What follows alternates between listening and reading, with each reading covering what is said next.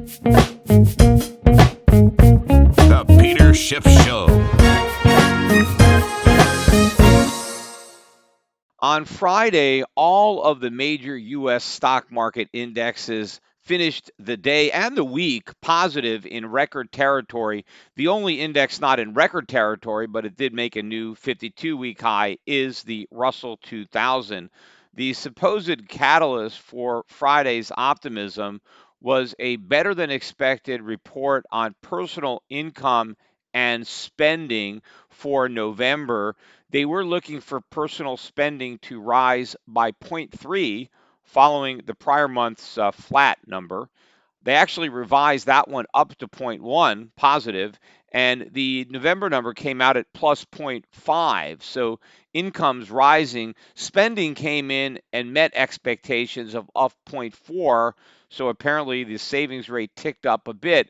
But this was better than expected, and I think that caused some optimism on Wall Street. But the markets likely would have gone up anyway, even if that number disappointed. We did get weak data from manufacturing. Kansas City manufacturing number came out for December. It was supposed to be weak at a -3, but it was even weaker at -8. That is the lowest level for this index in 4 years. In fact, we've had 6 consecutive monthly declines in the Kansas City Manufacturing Index. And that really is par for the course, right? We get stronger economic data when it comes to people spending money, but we have weaker data when it comes to generating real production, real wealth, goods production, manufacturing. All that data comes out weaker than expected. In fact, we got news on Friday that U.S. Steel is going to be laying off more than 1,500 workers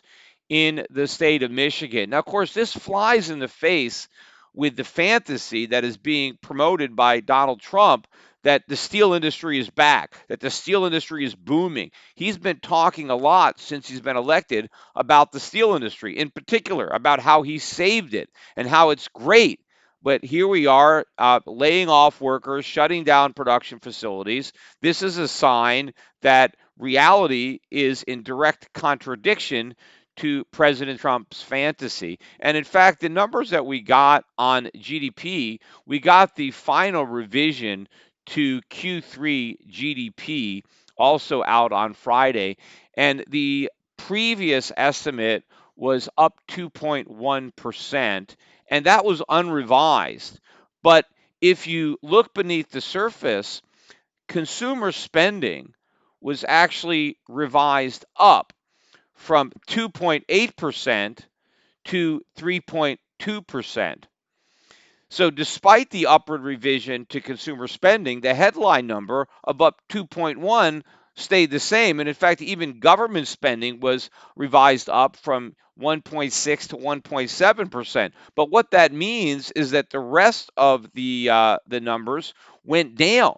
And in fact, the big declines was in home building, inventory accumulation, and net exports were a bigger drag on GDP than had previously been reported due to higher imports. And of course, that is a function of consumers spending money on imports.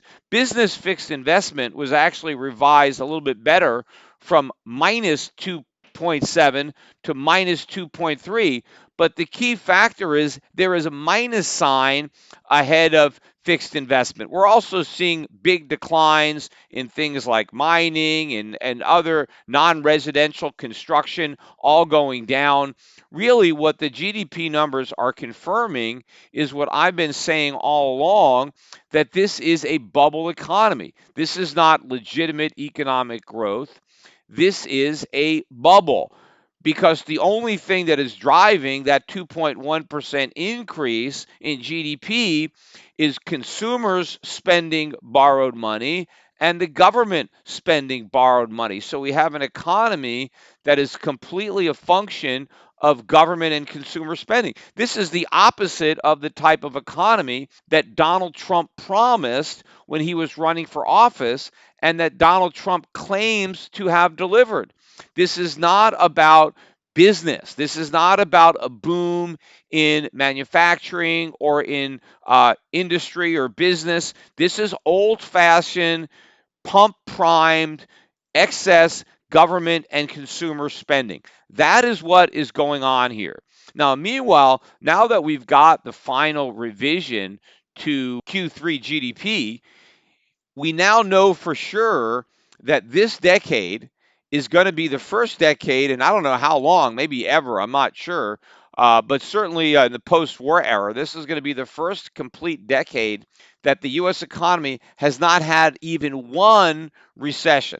The last recession that we had ended in 2009. So we went through an entire decade without a recession. I mean, obviously, we can still have a negative quarter. It's possible that the fourth quarter of this year could be negative, but that wouldn't constitute a recession because you need two consecutive quarters. Now, maybe we can get the second quarter next year, but that would mean officially that the recession really maybe started in the next decade. Although it is possible that they can somehow go back and revise these numbers down like they did the last time. So I guess it's not completely clear that there was no recession in the last decade, although it looks likely that that is going to be the case. But even though we had no recession during this decade, it was nonetheless a decade that was defined by extremely low average GDP growth. In fact, many decades that did have recessions, even if you measure the entirety of the decade, despite those recessions, the overall growth rate for the decades was higher than it was for the decade that we just ended. And in fact, this slow growth in the previous decade comes despite the fact that interest rates were lower during this decade than in any previous decade, especially if you relate them to inflation, which, of course, the way the government measures it was very low for this decade, maybe one of the lowest, but real interest rates were negative for pretty much the entirety of the decade. I don't know that that's ever happened in a previous decade. So we had massive monetary stimulus during this decade, yet despite that, we delivered mediocre to low overall economic growth. The same is true for fiscal stimulus. We've never had so much deficit spending in a decade. I mean, massive every year, $1 trillion deficits, although some years under Obama we had less than that. But massive deficit spending every single year. So they threw the sink at this economy when it comes to Keynesian stimulus, monetary and fiscal, and they were not able to deliver above average GDP growth. In fact, very below average growth. And again, I don't even believe those numbers because I don't believe the inflation numbers. I think inflation has been understated throughout the entire decade. And because inflation has been understated, by definition, growth, which nets out inflation, has been overstated. So I think that the real GDP growth for the decade is actually lower than the low numbers that they are reporting. And that is a primary reason why the Donald Trump 2016 campaign was so successful, because he was being honest about the lies that were being told about the supposed recovery and how good the economy was. Well, the people that were living in the real economy instead of that fantasy economy knew that that was a bunch of BS. And Donald Trump heard their pain and promised to do something about it. He promised to drain the swamp and make America great again. Of course, he delivered on none of those promises. Yet people want to pretend that he had. In fact, one of the big events, or maybe two of them, that happened during the week was that the Senate, the Republican controlled Senate, passed two spending bills, big budget busting spending bills that Donald Trump is eager to sign. The first one was a $738 billion defense authorization bill, right? And Donald Trump keeps bragging about how much money we're spending on defense but we don't have all this money. What Donald Trump should be doing is making the Defense Department leaner and meaner. We should be cutting out wasteful spending in the Defense Department, not finding ways to spend more money, especially when all this extra money that Donald Trump is bragging about spending on rebuilding the military, all of this money has to be borrowed. And I would argue that bringing the nation deeper into debt is a greater threat to our national security than whatever threats are being diminished by building the military even stronger. So he is making the nation weaker, not stronger, by going deeper into debt to spend more money on defense. But of course, in this bill, in order to get the Democrats to go along with the bill to spend more on warfare, well, they had to agree to spend more on welfare. And that's what happened. There's all kinds of nonsense that is stuck in this bill, one that actually stands out and one that President Trump actually is proud of because his daughter was one of the big leaders in this. And this is 12 weeks of paid leave for all government non defense employees. So if you work for the U.S. government now, and you have a kid or you have some reason that you need to take care of your kid, you get 12 weeks, right? 3 months of paid time off to hang out with your kid. Now, of course, every single government worker is going to avail themselves of that leave, right? And probably most government workers, right, have kids, and so they're going to take this leave. So this is going to increase the cost because we're going to have to hire part-time people or whatever they're going to have to do to cover the gap as all these workers are taking 3 months off, maybe every single year. I'm not even sure if there's a limit to how many times you can put in for your 12 weeks of paid leave, but maybe you could do it every single year. And of course, government jobs are already very cushy jobs. I mean, number one, it's very hard to get fired once you're in. I mean, even no matter how incompetent you are at your job, you're probably not going to get fired. But now, not only do you get overpaid for not that challenging work, but now you get all this time off. I mean, people in the government, I think on average, already earn more than people in the private sector, which is ridiculous. But now, not only do they have all the job security that comes along with a government job, not only do they get more pay with a government job, but now they get all this time off. They get all this time to take vacation. So this was stuck into this thing. This is a disgrace as far as I'm concerned. Also included in the Defense Authorization Act was funding to create the Space Force. And remember, I joked about the Space Force as a new branch of the armed services when Trump first mentioned the idea. I said it was ridiculous that we would be launching an entire new branch of the armed forces, but now we have it. We have the Space Force. It's now official. And as far as I'm concerned, the Space Force is likely to become a black hole into which taxpayer money will be sucked in ever increasing quantities for the rest of time. So now we have the Army, right? We got the Marine Corps, we got the Navy, we got the Coast Guard, we got the Air Force, and now we got the Space Force. I mean, why they couldn't just incorporate the Space Force into the Air Force? I mean, it makes perfect sense, right? You're flying around. A lot of these planes get pretty high in the atmosphere anyway. Some of them probably get high enough to, to count as being in space. It's pilots. It's the same thing. I mean, certainly it could have been included, but no, they want to create an entire new branch, which is going to be far more expensive because you're going to have all this extra administration that's going to go along with it. So it is a complete waste of money. You have Donald Trump is a big spender. He is a big spender when it comes to warfare. He is a big spender when it comes to welfare. And the other bill that was signed or was passed by the Republican controlled Senate, right? The House, of course, the Democrats had already agreed to do this, was a bigger, like an omnibus, $1.4 trillion spending bill that the president is also eager to sign. This averts a potential government shutdown, and it is full of all sorts of pork barrel spending put in there by both Republicans and Democrats that Donald Trump is going to sign. And this is all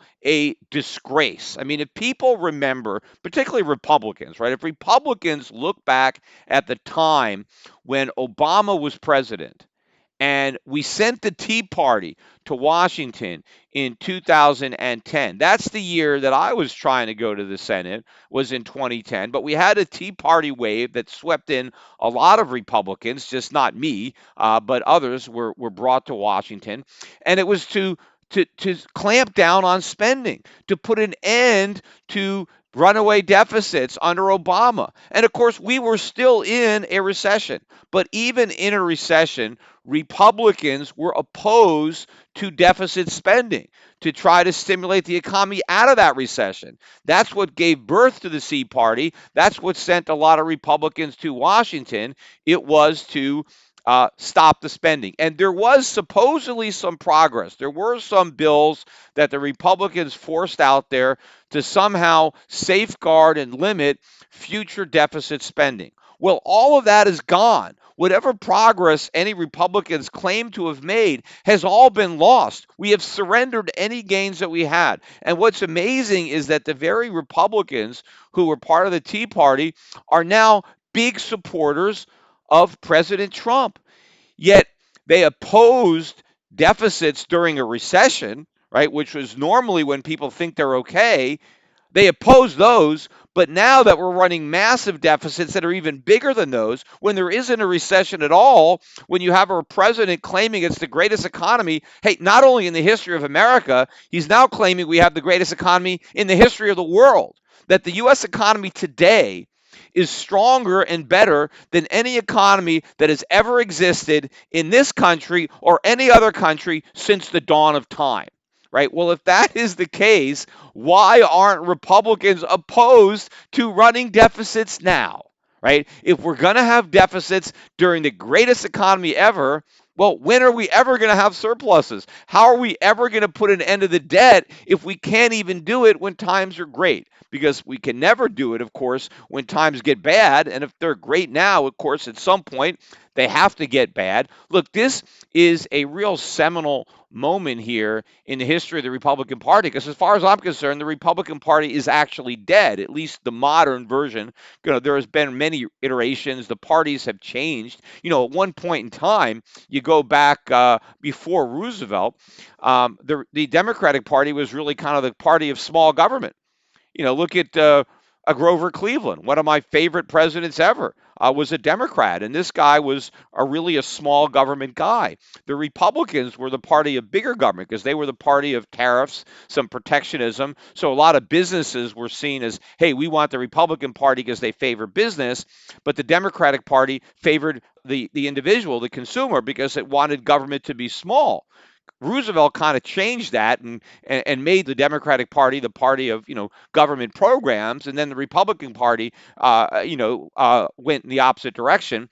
But in modern times, the Republican Party has been associated with less government, right? Less government spending, fiscal responsibility, right? We want lower taxes, but to have lower taxes, we want less government. That's been the modern day Republican Party. The modern day Democratic Party has been government programs. The government is going to spend money on this or spend money on that. And of course, we're going to have higher taxes, particularly on the rich, so we can pay for all the things that we want to give to the middle class and the poor.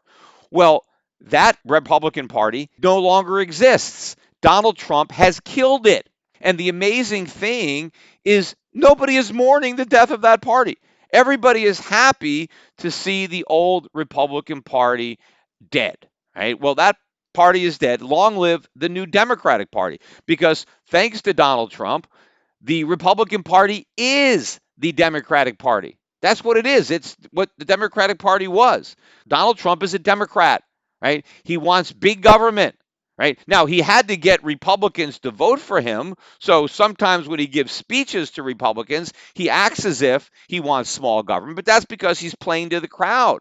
Right? He's marketing. He's selling his Trump steaks, the greatest steaks in the world. He knows what the audience wants to hear. So the Republicans have been played by Donald Trump, who is the ultimate rhino. That's what he is. He wants big government.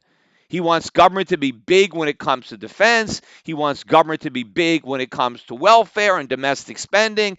And he wants to pay for his big government by printing money and running big deficits. And he's also advocating for more inflation. He is he is browbeating the Fed. He is tweeting almost every day saying, print more money, do more QE, cut rates. We don't have enough inflation. Inflation is low. We want more. So this is the new Republican Party. Big government, big deficits, easy money. That sounds like the Democratic Party to me. So we have two Democratic parties. We have the Democratic Party that calls themselves Republicans, and we have the other Democratic Party. Although since the Democratic or the Republican Party has actually moved so far to the left, that is actually helping to push the old Democratic Party further to the left in order to differentiate themselves between the new Democratic Party that used to be called the Republican Party. So, in effect, the old Democratic Party is now the Socialist Party. So, that's basically the political spectrum in the United States. The two parties that we now have to choose from, right? The lesser of the two evils that we have to vote for when we go to the polls now, and a lot of this is probably due to Donald Trump, is we can either vote for the Democratic Party or the Socialist Party. That's it, right? Because none of the other candidates are going to be viable, so those are our choices. So if you think or if you thought we had a bad economy before, if we had a problem with big government and big deficits, those problems are now getting a lot worse because there is no more break. There is no Republican Party to push back on any increases in government spending. So government's going to get bigger and bigger and bigger. It's going to keep on growing like a cancer. And the only discussion is going to be about how much faster government grows and how much bigger the deficits get. No one's going to talk about shrinking them. No one's going to talk about fiscal responsibility. All of that is dead. And again, it's amazing to me that nobody cares. I mean, other than me, I don't know who is talking about this, right? Everybody is still under the delusion that somehow what Trump is accomplishing is a good thing, right? That, oh, he's this great president, and not that he should be impeached, and what he's doing wrong has nothing to do with holding up aid to the Ukraine. I couldn't care less about that. I'm concerned about the big picture stuff that is going on Trump's watch that is really undermining not only the economy and the country, but the very party that Donald Trump is leading. And the party is happy that Trump has led them in this direction, and they don't even realize it. Of course, the Fed's balance sheet is continuing to expand. QE4 added another $41.6 billion dollars to the Fed's balance sheet in the most recent week. That brings the total now up to 4.137 trillion and counting. Now, of course, the Federal Reserve claims that this is not quantitative easing, but more articles that I read, most of the people in the private sector, including most of the Wall Street economists, are now officially calling this QE4. Right? I was the first one to predict that they would do it. I've been predicting it for years that they would come back to quantitative easing. But now most of the other economists on Wall Street are of the opinion that what the Fed is doing is QE, regardless of what they want to call it. Now, again, they try to claim the difference between what they're doing now and what they did in the past is, well, in the past, we actually had an official program of QE. And so now we don't have an official program. Well, maybe they don't, but they're doing it anyway. The other distinction without a difference is they're talking about the maturities. They're like, well, we're buying shorter term maturities. Well, for now they are, but what difference does it make? Doesn't matter what maturities they are. In fact, they initially, when they first did QE, they were doing shorter term. Then when they did Operation Twist, they started doing more of the longer term. But, they've been buying maturities, all sorts of durations during quantitative easing. But, it started in the repo market where there's a lot of short-term debt. And so that doesn't mean it's going to just be limited to those repos. Oh, by the way, a lot of people, I see comments on YouTube videos, or I get emails, what is the repo market? I'm not sure if I've ever explained what the repurchase market really is. And that's when they say repo, it's a repurchase agreement. But what it is, it's an interbank market, right? Because you got a lot of banks out there that have reserves that are held in treasuries, right? That's where banks keep their reserves because they don't have to take a haircut on treasuries and they can earn some interest. So you have banks that are keeping excess reserves in treasuries. Now, sometimes banks need more liquidity than they have. For whatever reason, they need money. And so what they do is they go to other banks to borrow the money. But the way they get the money is they take some of their treasuries that they own anyway and they sell them to other banks that have excess cash, right? And those other banks buy those treasury bills with that excess cash, but the bank that sold it has an agreement to repurchase those bills at some point in the future. And so the banks that need cash get cash, and the banks that have excess cash find a way to earn interest on the excess cash. That is the market. And of course, what happened is it all blew up because the banks that needed money couldn't find other banks with extra cash to lend it at the rates that were prevailing. And that's when the interest rates really started to shoot up. And that's when the Fed panicked and came in and supplied all that credit. So the Federal Reserve began buying all these bills. And so its balance sheet has been growing and growing and growing. It's never going to stop.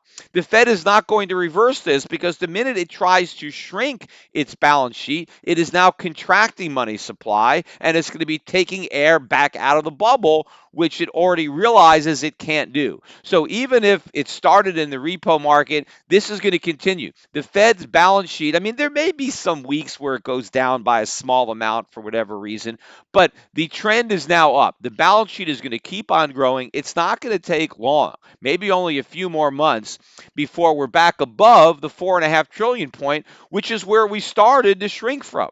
Right, so we're going to be at all-time highs. So all this is going on, and the markets don't care about it, right?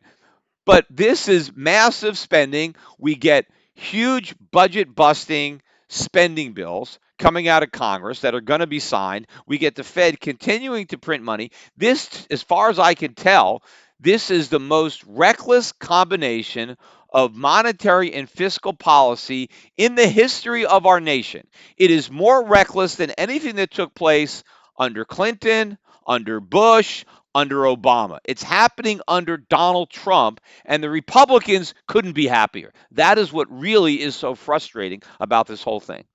One thing, though, that I did read about where the government is talking about relaxing some regulation, and that has to do with my industry and the securities industry, where I read that it's either FINRA or the SEC are looking into relaxing the rules that restrict private placement investments to accredited investors. And of course, an accredited investor is an investor that has a particular net worth, a particular amount of income. It's basically $1 million in liquid net worth. Now that hasn't changed, I think, since the 80s. So it's easier and easier now to be an accredited investor, especially when you have such an inflated stock market. A lot of portfolios are now high enough that people could have enough liquidity to be accredited. Also, if you earn 200,000 a year in income, and again, these are the figures that have been around since the 80s. I mean, they haven't changed since I've been in this industry. So clearly, inflation has brought the bar down. But the government has always said that in order to invest in early stage private placements that are very risky, you have to have a certain level of sophistication, which, according to the government, you attain because you have a higher net worth or a higher income. And that's not necessarily the case. I mean, you can have some pretty smart people who understand a lot about the markets and risks who are younger, who haven't quite reached that level of net worth. And there could be a lot of people who are older who made money and have some money, but don't know anything really about the markets and maybe aren't even in as good a position as younger people who have less of a net worth to evaluate these opportunities. But nonetheless, if you didn't meet the criteria, you were banned legally from investing in certain opportunities, even if you wanted to. And I never agreed with that. I always thought it's none of the government's business. If somebody wants to gamble, if somebody wants to invest in something that has a lot of risk, the government isn't there to say you can't do it, right? As long as there's no fraud involved, right? I don't believe that businesses or companies should be able to defraud people into making an investment. No, and if somebody defrauds you, you could file a suit against that. But if somebody is upfront with you and says, "Look, here's an investment opportunity. It's extremely risky. You can lose all your money, but here's what we're doing, and if we do this right, this thing could go way, way up."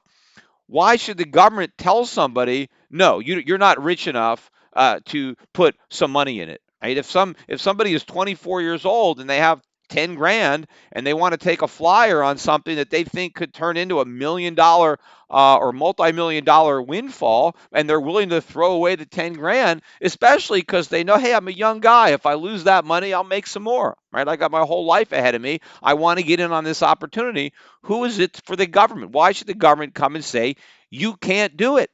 Now, of course, part of the problem is that they make it so easy for people to sue when the investments go bad. And I also think that's wrong. I mean, if you knowingly invest in something that is speculative and then you lose your money, you shouldn't be able to go and sue the broker and say, well, I didn't realize it was so speculative, or, you really shouldn't have let me do this, or all kinds of reasons that people come in to sue their broker. No, if you knowingly go into a speculative investment, and you lose, then that's it. That's how it should be. Now, if you don't think it's speculative, if you're lied to and you're told, oh, no, this is super safe, you can't lose your money, well, that might be a different story. But that's usually not what happens. Investors are told how risky it is, but then when they end up losing their money, then they have second thoughts and they decide to sue their broker. So the whole thing should be cleaned up where anybody can invest in risky investments if they want to. It's not up to the government. And then if you lose, you lose, right? You can't, it's not heads I win, tails you lose. Unfortunately, that's how it's been in the securities industry. But now, the government is looking into, relaxing that, which I agree with that part of it. I mean, they should have done it a long time ago. I mean, I had a lot of private deals that we've done in the past. I mean, my subprime short was a private placement, and the vast majority of my clients who wanted to invest couldn't do it because they weren't accredited. And then the ones who were accredited, we had to have very high minimums because there's rules to even, how many people we could put in a partnership. And so, all these government rules prevented a lot of people from shorting the subprime market with me. And of course, they would have made a lot of money had they been allowed to do it. Now, of course, we've had plenty of private placements that lost. I mean, we've had private placements that went to zero, right? Where people, so in those cases, people were prevented from losing money. But you never know until after the fact. In fact, one of our private placements that's doing really, really well right now is a company called Acorns. We did the seed round, the Series A round of financing for Acorns, right? The very first money they raised, I think it was like $3 to $4 million. All that money came from me, right? I raised it for them. And it was very risky, obviously. It was a startup company. They had no revenue. They just had a business plan. Now it's a much, bigger company. I mean, CNBC recently bought a stake, or NBC. I see their commercials running all the time. And at some point, likely Acorns will come public. Maybe it won't. I don't know. Things could go wrong. But the stock might be able to go public. And if it does, right, my clients who got in early on at the ground floor are going to make a lot of money, many, many times their money, maybe 20 times, maybe more their original investment. But the people who didn't have a high enough net worth at the time that we did the Acorns, even if they thought it was an interesting idea and they wanted to invest, we had to say, no, I'm sorry, the government won't let you do it. Now, once they go public, right, once it's traded on the NASDAQ or the New York Stock Exchange, then anybody can buy it. Of course, by then, the stock's going to be far more expensive. It's not going to have anywhere near the upside potential that it had early on. And in fact, by the time it goes public, it's probably going to be a lousy investment. It's probably going to be way overpriced like all the other IPOs. But then, as far as the government's concerned, you can buy as much as you want. Right? If you wait till all the profits are made by the guys who get in early, if you wait until it goes public, right, when it's really expensive, well, sure, then you can buy all you want. So it never really made sense, especially the way the IPO market has been working recently. I mean, back in the past, before the bubble, when a stock did go public, it was usually vetted, right? In the early stages, the company was losing money. and it was very risky. But by the time it went public, it had a history of profits. So a lot of the risk was gone, right? The investment was de risked. But nowadays, companies are going public while they're still losing money. In fact, when they're going public, they're losing a lot more money than they used to lose when they were still private. So, what the government is actually allowing the small investor to buy, in many cases, is far riskier than what they're forbidding them to buy. And the upside potential isn't nearly as great. When you buy the stock that's losing money that's public, you have far less upside than when you buy it in the early stages, but you still have the same downside. The stock could still go to zero. You could still lose all your money. Probably the only difference is the liquidity, right? If you buy it in the public market, you can sell it whenever you want on the way down. So you don't have to lose everything. You could bail out at some point along the way. But when you get into a private placement, there is no liquidity, so you're kind of stuck. The money is tied up. So it's more of a liquidity issue than an absolute risk issue. But again, the government never should have been in the business of telling people what they can and can't invest in. You should invest in whatever you want. If you know the facts, you make a decision. If you make a bad decision, that's it. That's life. That's how everything works, right? You are responsible for your decisions. If you make a good decision, fine. And a lot of times you can make a good decision and the investment doesn't work out because most speculative investments don't work out. That's by definition. It's like if you go back to baseball analogy, look at Babe Ruth, right? He hit the most home runs, but he also hit the most strikeouts, right? You're not going to hit a lot of home runs unless you really go for the pitches. And when you really swing, right, you're going to strike out, right? So if you're going for the home run in the investment world, if you're going to buy a lot of ground floor companies like Acorns, like for every Acorns that succeeds, you do other placements that go to zero. So what happens is you have to make enough money on the ones that work to cover the losses on the greater number that don't work. But what is interesting to me, though, is why now, right? Why is the government now saying, hey, we're going to let anybody buy anything that Wall Street wants to sell, right?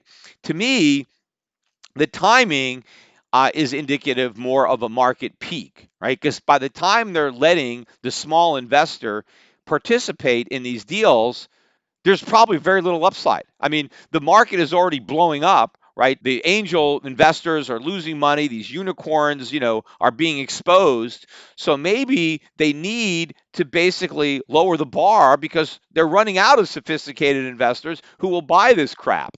And so now they're like, okay, let's finally let mom and pop in. So to me, the timing of it, it's not so much that Trump is a big deregulator because he's actually not. Just like he's not, cutting government, he's making government bigger. There isn't this big wave of deregulation, but this would be some deregulation. It's not going to be enough, but the timing to me looks more like, a Hail Mary. We got to get more buyers for this crap, so let's let the small guy in. So my advice would be not to participate in any of these deals. Wait till the future when maybe the opportunities might actually be greater. Right now, I think it's more of an opportunity to lose your money and a sign that the valuations are rich and we're near a peak. And this is when they're finally letting the little guy have a taste, when all the big guys have pretty much had their full and, there's nothing but crumbs left anyway. Switching gears a little bit, I want to remind everybody of the special podcast that I did, my interview with Joel Gilbert regarding his film on the Trayvon Martin race hoax exposed. So if you haven't taken the time to watch my interview with Joel, go back and do it. I mean, definitely watch it. And more importantly, download his film, the TrayvonHoax.com. You got to see that documentary. A lot of people have already seen it. I'm looking at the feedback, and there's a lot of positive reviews. People are extremely impressed with the movie. Nobody has been let down. No one is like, hey, Peter, I paid $3 to rent this movie, or I bought this movie. It's a waste of money. Everybody thinks it's great. They are thanking me for opening their eyes. They're thanking Joel for doing the film. So if you haven't already watched it, make sure and watch it. You can start off by watching my interview. with Joel, or just watch the film first. Go out and watch the film, the documentary, and then watch my interview. And of course, you can also order the book. I got a copy of the book on the way, so I'm going to be reading that book shortly. Oh, by the way, too, while I'm talking about films, I want to remind people about the Bubble movie. I just put up a video on YouTube that was a Q&A that was hosted by Liz Claman when the film premiered in New York City. And so that Q&A is up on my website, and there's a lot of discussion. We've got the producer, we got some of the other people that were in the movie that were there. So it's a really good discussion about the movie. So you can watch that. That's free. That's up on my YouTube channel.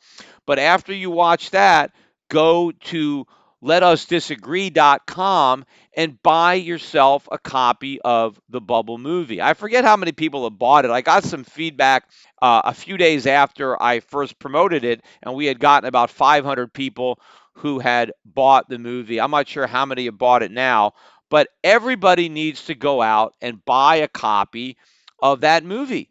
You just got to own it. Not only so you have it, but so you can share it with your friends. In fact, it's a great stocking stuffer.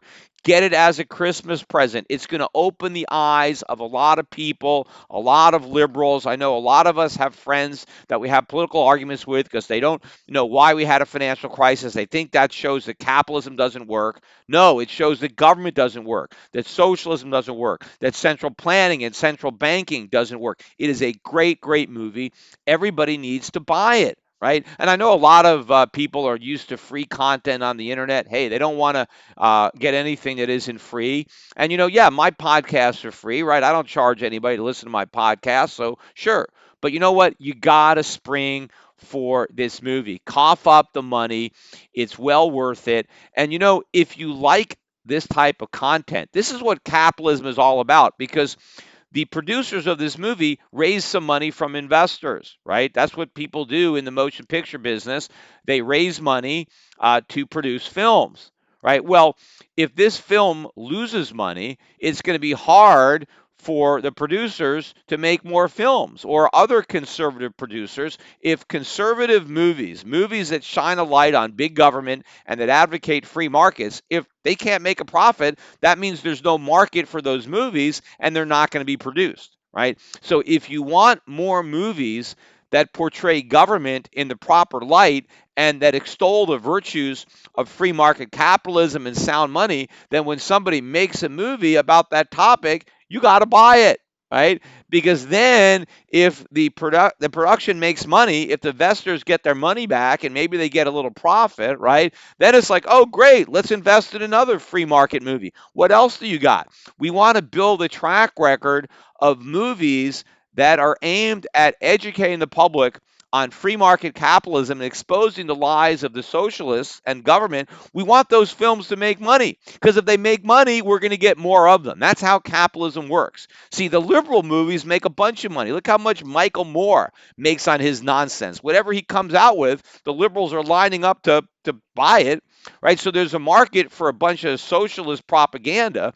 We need to show investors and filmmakers that there's a market for free market oriented films as well. Films that show capitalism in a positive, not a negative light. So I want this film to be a success for a lot of other reasons. And I just want to get the message out there. So if for whatever reason you haven't bought it because, hey, it's not free and I just want to get free stuff, buy it. It's worth the money, and the message that it's sending is the market. We like these kind of movies. Make more of them. That's what we want. Now, one comment too I wanted to make, going back to the movie on Trayvon Martin. I noticed that when I read the comments, one of the comments that I specifically wanted to deal with is the idea that none of this stuff matters, even if Trayvon Martin did attack George Zimmerman. He threw the first punch, he sucker punched him, he jumped on top of him and beat him. Even if all that happened, that none of it would have happened but for the fact that George Zimmerman profiled Trayvon Martin, right? That the reason that Trayvon Martin was suspicious to George Zimmerman was because he was black and he was in a hoodie, and that It was his racial profiling that made him look suspicious. That's the reason he got out of his car. That's the reason he called the police. And of course, that set off a chain of events. And had it not been for Zimmerman's prejudice, right, for Zimmerman's profiling of Martin, then Martin would still be alive and nothing would have happened, right? And so therefore, it's Zimmerman's fault for the racial profiling, and that is a bunch of BS. Even if Martin was racially profiled by Zimmerman, it wasn't because Zimmerman is a bigot or Zimmerman is a racist. He's not. He mentors young black kids. He fought. He led a campaign to get justice for a black person that was wronged by a white police officer. So he's not a racist, but it's very possible that Martin being black is one of the reasons that Zimmerman was suspicious. But that is not racism. You see, the community that Zimmerman lived in had been victimized by criminals. There's a lot of break ins, a lot of thefts. And according to witnesses who had observed the thieves, they were black males, right? So you have a predominantly white neighborhood, and there have been some break ins committed by black males. Right now that you know that, right? So if you're on a neighborhood watch and you see a young black male acting suspiciously, well, that fits the description of who has committed robberies in the neighborhood. So it wasn't simply because he was black, because if it was a black woman, Zimmerman might have said, "Well, that's a woman. The robberies have been committed by men, so maybe I don't need to be suspicious because we're looking for black men because black men are the ones who were committing the robberies, right?" And Martin, according to Zimmer, was just standing around. It was raining, and he wasn't making any effort to kind of get out of the rain, so that was kind of suspicious. But he was a black male, and that's who had been robbing the neighborhood. So that is not some type of racist profiling. That is simply judging people based on fitting a description of a suspect, right? When police, you know, come to somebody who's been a victim, right? Let's say somebody has been raped, and they're going to say, okay, give me a description of the guy who raped you, right? When they ask for a description, they don't say, "Look, I want to know, the height. I want to know the build, but don't tell me the race. I don't know I don't want to know the race of the person that raped you because I don't want to have to profile anybody." I mean, right? That's a bunch of nonsense. Of course, you want to know if somebody raped you, if the person happened to be black, right, who raped you. You want that information because now the police know that when they're looking for suspects, they don't have to look for white people. They don't have to look for Hispanics. They don't have to look for Asians. If the person tells you, "I was raped by a black man," then if you're just looking for black men, that's not racial profiling, right? Because the person was raped by somebody who's black. Now, if I happen to be black and I get stopped by the police who are looking for a black guy, I can't get mad at the police for profiling me. I mean, I should be mad at the black rapist who actually committed the crime. He's the reason that I'm suspicious, not the police. The police have a description. Look, let's say the person who is raped says, "Look, I was raped by a tall, skinny black guy." All right. Well, if they see a short, fat black guy, they're not going to stop him, right? Because he doesn't fit that description, right? But if I see a tall, skinny guy, and then is he, "Oh, you're profiling me based on my height? You're profiling me based on my weight?" No, you just meet this description that was given by the victim. So this is all about narrowing down your potential uh, criminals so you have a better chance of catching them. That is not racism. You're allowed to profile people who match the correct description of potential criminals. And also, a lot of this too even has to do with probabilities, right? People aren't necessarily racist because they make certain generalizations based on probabilities, right? Young black males have a higher statistical probability, right, that they're going to commit crimes, right, than older white females, right? I mean, it's just those are just statistics. So if somebody is more concerned when they see young black males coming down the street, that doesn't mean they're racist. They're just realists. I've heard black people say that they are nervous when they see young black males walking down the street. I think even Bill Cosby once said that when he looks behind him, he's relieved when they're white, right? Because he recognizes probability. I've seen or read articles about black cab drivers that don't like to pick up black passengers. They're not racist, but they don't want to go into a bad neighborhood. They're afraid they might get robbed, right? There are black waitresses and waiters who don't like to be serve black couples because statistically they're not good tippers.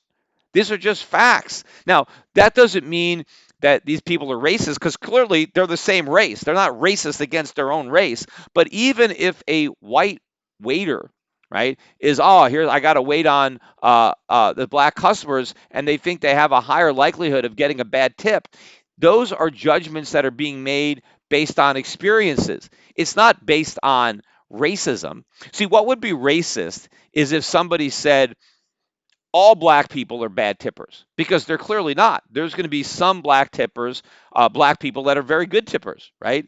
But if you want to talk about averages, if somebody says, hey, based on my experience, right, black customers don't tip as well as white customers, if that's a fact statistically, then there's nothing racist about recognizing statistics and probability. While I'm talking about tipping, I was reading these studies where it shows that blacks are not as good tippers as whites. Also, Democrats are not nearly as good tippers as Republicans, which I think is very interesting. And of course, you've got the Democrats are the ones that are demanding that the restaurant owners pay their waiters and waitresses more money. Yet when it comes to actually contributing to that themselves, they don't want to do it. Right, so they want the owner of the restaurant to pay higher wages, but they don't want to contribute themselves by giving a higher tip. But in any event, the point that I wanted to make is it didn't matter, even if George Zimmerman racially profiled Trayvon Martin because he happened to be a young black male and he knew that robberies had been committed in that neighborhood by young black males, right? It doesn't matter. It doesn't excuse anything that Trayvon Martin did. He did not have to attack George Zimmerman. Right? He was not in any danger. He was not in any threat. And the other thing that I read about is that Zimmerman was chasing Martin. Zimmerman was stalking Martin. He was not. All the evidence shows that that was not the case. But even if that was the case, that doesn't justify the assault. All Martin had to do was go back home. There was no reason to turn around and confront Zimmerman, let alone break his nose, jump on top of him, pound his head into the ground, and beat him as he screamed for help. The last thing I wanted to talk about, I read this article about a guy in Iowa who was sentenced to 15 years in prison, I think plus an extra year, for the crime of stealing a gay pride flag and then lighting it on fire. And as a result of this, the guy's, got 16 years in jail. I mean, this is crazy. And the reason that the sentence is so harsh is because it was prosecuted as a hate crime, because burning a gay pride flag is a sign of hatred. In fact, in this case, the perpetrator actually admitted to the police that the reason that he burned the flag was because he doesn't like gay people, right? So he even admitted. A lot of times with hate crimes, I mean, you don't know. And in fact, hate crime shouldn't even be a crime for that reason, because you have to get into the mind of what's motivating somebody to commit a crime. Look, as far as I'm concerned, I'm Jewish. Let's say somebody just, jumps me and beats the crap out of me, right? They assault me. I don't care if they're assaulting me because they don't like the way I look, or because they just thought it would be fun and they had nothing else to do, or because they hate Jews. To me, it doesn't matter, right? What matters is that I was assaulted. I don't care about why the person who assaulted me did it, or maybe they just did it to take my money, whatever. The person should be judged based on what they actually did, not based on what motivated them to do it, right? Unless you're talking about the difference between like premeditated murder and manslaughter, where somebody thinks it out in advance, plots out a murder, and then goes and commits it, versus somebody in the heat of passion kills somebody. There's a big difference there, right? But if someone just decides, hey, I'm going to go out and beat up Peter Schiff because I don't like his politics, that's no different than saying, I'm going to go beat up Peter Schiff because I hate Jews. It doesn't matter. It's the same crime. Whatever damage is inflicted on me is the same. And so the criminals should be treated the same. In fact, what if I'm jumped by two guys, right? Two guys happen to jump me and they beat the crap out of me together, except one of them is punching me because he hates Jews, and the other one is punching me just because he thought it would be fun, right? But they both do the exact same thing. Why should the guy that hates Jews get an even harsher penalty than the other guy? It's immaterial. This is nonsense. But the other problem with hate crimes in particular is that hating is not a crime, right? The act of hating somebody is not illegal. In fact, everybody has a right to hate anyone they want. You can hate individuals and you can hate groups, right? What you can't do is act out on your hatred in a violent way, right? You can't beat somebody up because you hate them, but the crime then is not hating them and beating them up. The crime is just beating them up. We don't have thought police. But if you hate somebody and just, display your hatred in some manner, right? Like you want to make a statement, like you want to burn a gay flag just to show everybody how much you hate gays. I mean, I hate gay people so much, I'm going to burn this flag. That's not a crime.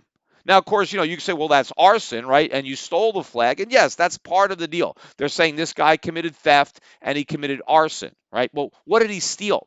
He stole a used flag. How much is that flag worth? $5, $10? You're talking about petty theft. You don't go to jail for 15 years for committing petty theft. Now, they're saying it's arson.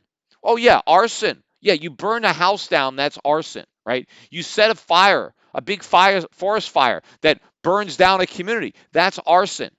You light a $5 flag and it burns up, that's not arson. Who gives a damn about that? It's petty theft. Now they're saying, well, the guy's got some priors. Who cares about his prior convictions? Maybe he's rehabilitated, right? But you know what? You have to judge the offense on its own. 15 years in prison. If this guy didn't like gays before he burned that flag, what do you think he thinks of them now? Right? I mean, this type of law is actually fueling hatred.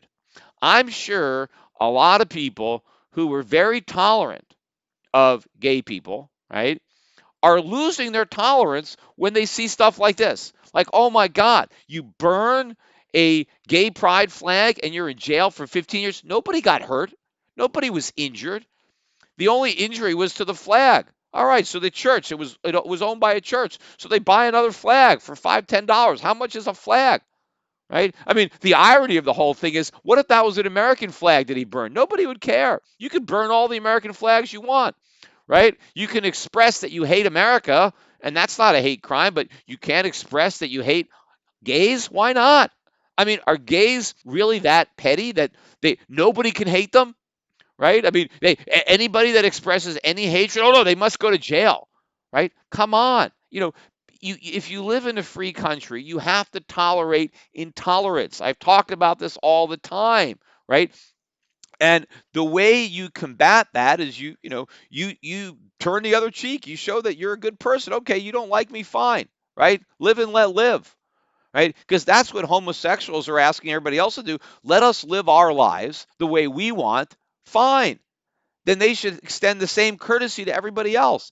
Everybody gets to live their lives the way they want, and that means liking the people or the groups they want to like and hating the groups or the people they want to hate. And if they want to express their hatred, go right ahead and live with the consequence of that expression, right? But what you can't do is you can't go out and commit a crime because you hate somebody. But if you commit a crime because you hate somebody, then what has to be punished is not your hatred, but the crime.